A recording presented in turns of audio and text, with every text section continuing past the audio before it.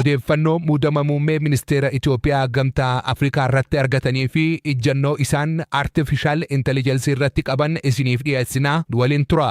In a historic move for the continent, Ethiopian Prime Minister Dr. Abiy Ahmed has been appointed by the African Union to lead the artificial intelligence, AI, and digital health sector. Oduu Gammachiisaan dhaqqabeen muummichi ministeera Itiyoophiyaa Dooktar Abiyyi Ahimad GAMTAA AFRIKAatti Dursaa Damee Hubannoo Namtolchee artificial intelligence fi Fayyaa Dijiitaalaa ta'anii muudamuun isaanii gabaafamee jira.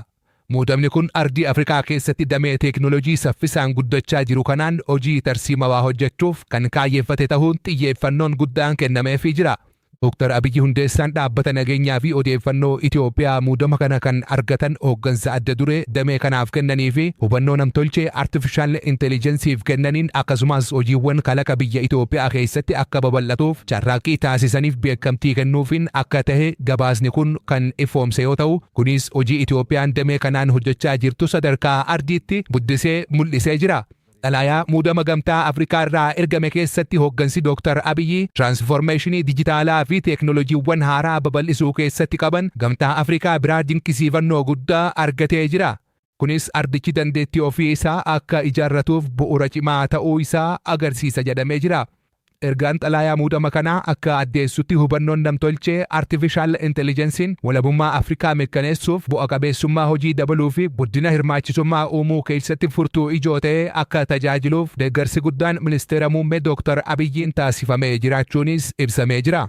Abdiin akka ardii Afrikaatti gama kanaan jiru walabummaa fi humna teeknooloojii ijaaruuf karaa tarsiimawaa ta'een sochiin geggeeffamu Afrikaan itti gaafatamaa fi haqaan itti fayyadama artificial intelligence irratti sadarkaa idil-addunyaatti akka adda duree taatuuf shoora guddaa akka qabu akkasumas dorgommii addunyaa keessatti sagalee ardichaa akka guddisuu abdatamee jira.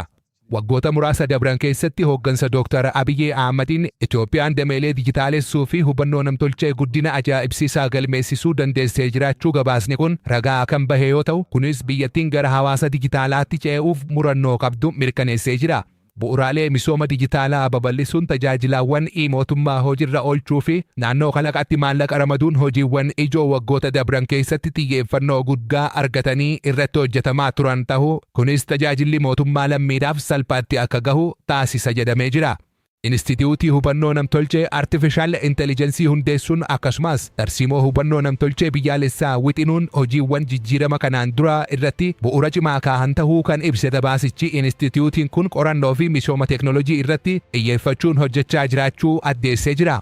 Dabalataanis Yuuniivarsiitiin hubannoo namtolchee of danda'ee hundeeffamuuf karoorri qabame qo'annoo misooma ogummaa fi tumsa ardaawaa caalmaatti akka cimsu eeggama jedhamee jira. Kunis dhaloota haaraa teeknooloojii kanaan ijaaruuf carraaqqii taasifamuudha. Walumaa galatti muudamni kun Itiyoophiyaa qofaaf osoo hin taane ardii Afrikaa guutuuf carraa guddaa uuma kan jedhe gabaasichi teeknooloojii hubannoo namtolchee artificial intelligence fayyadamuun rakkoolee dinagdee fi hawaasummaa furuuf akkasumas ardii badhaate ijaaruuf muudamni kun tarkaanfii guddaadha jechuun gabaasa isaanii goolabanii jiru.